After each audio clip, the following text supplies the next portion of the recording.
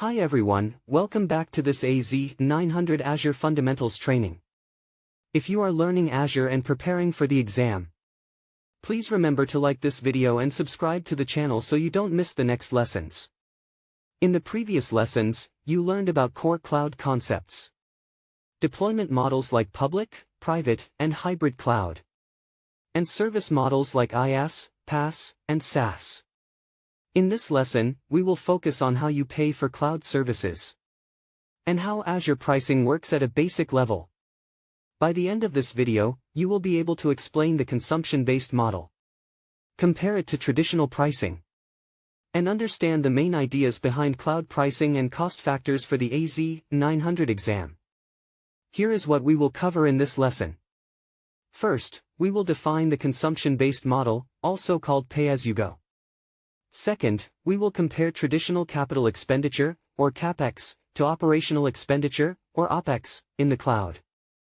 Third, we will look at basic cloud pricing concepts and the main factors that influence costs in Azure. Finally, we will briefly introduce some Azure tools that help you estimate and manage costs. Let's start with the consumption-based model. In traditional IT environments, organizations usually need to buy hardware and software upfront. They purchase servers, storage, networking equipment, and licenses. And they pay for them before they actually use their full capacity. In the cloud, the model is different.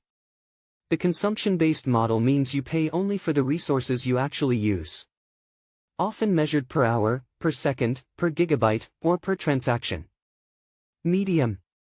This is also called a pay-as-you-go model. If you use more resources, your bill increases. If you use fewer resources, your bill decreases.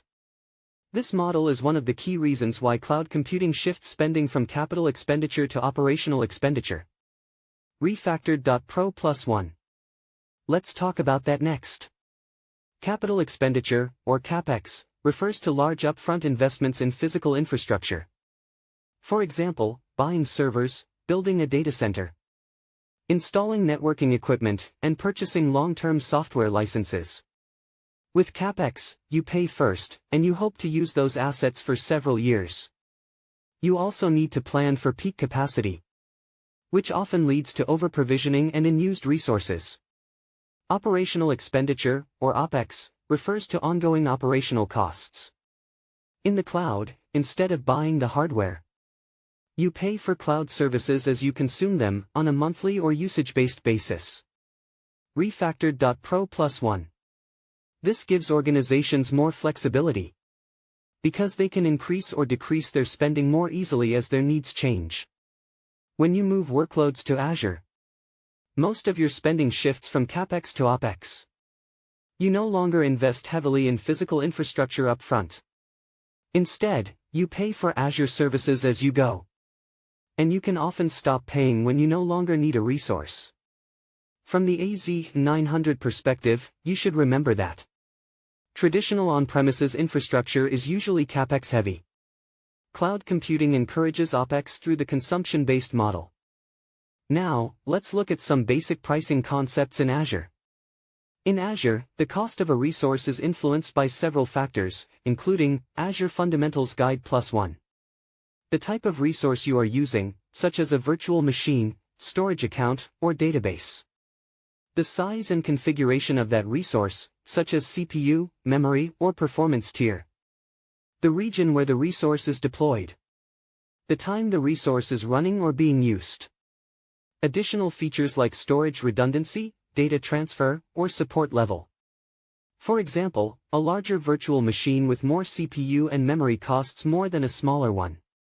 The same type of virtual machine may also have different prices in different regions. Another important concept is that not all costs are the same type of usage. Some services charge you for compute time, for example, how long a virtual machine is running. Some services charge by storage capacity, for example, how many gigabytes you store in a storage account. Others may charge based on operations or transactions, such as read and write operations on a database, or the number of function executions. Understanding what type of usage you are paying for helps you optimize your costs. Now, let's look at a few factors that can increase or decrease your costs in Azure. LinkedIn +1. Common cost factors include resource type and size. More powerful resources cost more. Usage and consumption. The more you use, the more you pay. Geography. Some regions are more expensive than others. Data transfer. Moving data out of Azure, especially across regions or to the internet, can add extra costs. Subscription type and discounts. Certain pricing offers can reduce costs.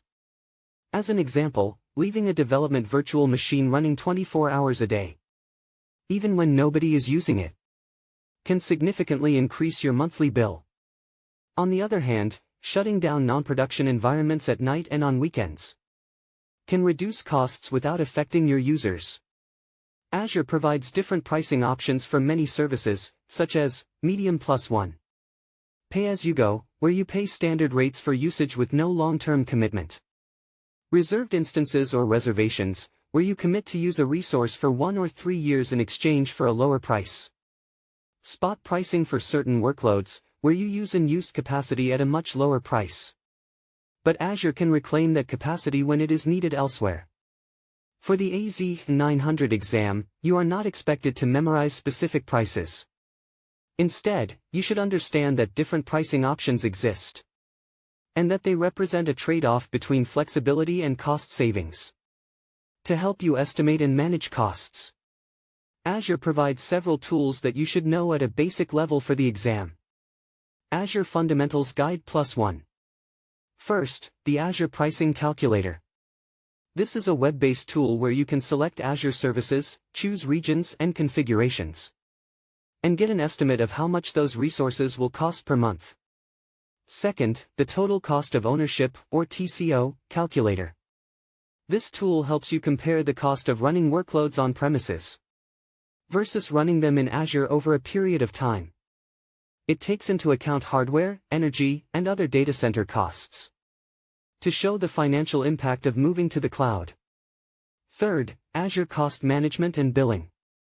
This is a built-in Azure service that helps you monitor, analyze, and optimize your actual spending. You can view cost reports, set budgets, and configure alerts when your spending approaches certain thresholds. These tools are important because they help organizations plan and control their cloud costs. And they are often mentioned in AZ-900 questions about cost management. Let's connect these concepts with a few simple scenarios. Scenario 1. A company wants to avoid large upfront investments in servers and instead pay for IT resources monthly based on usage. This describes the consumption-based model and a shift from CapEx to OpEx. Scenario 2.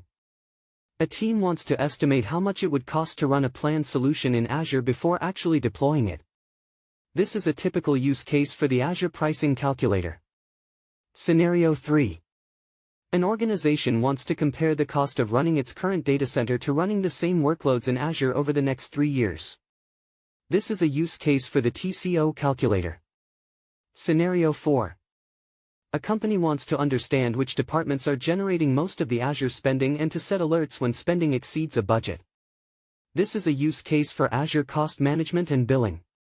If you can map scenarios like these to the right model or tool, you will be well prepared for the pricing and cost-related questions in the AZ-900 exam. Let's recap what you learned in this lesson.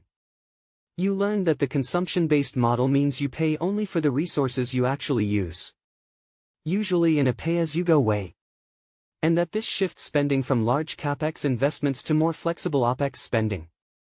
You saw that Azure pricing depends on factors such as resource type and size, region, usage, data transfer, and subscription options.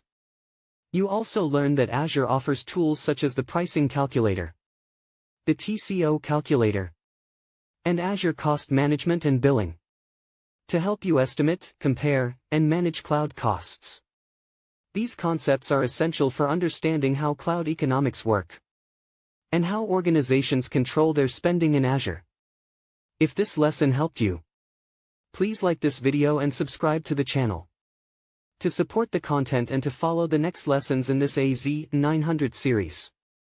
In the upcoming playlists, we will dive deeper into Azure architecture, services, management, governance, and security, so that you can build a complete understanding of Azure fundamentals. Thank you for watching, and see you in the next video.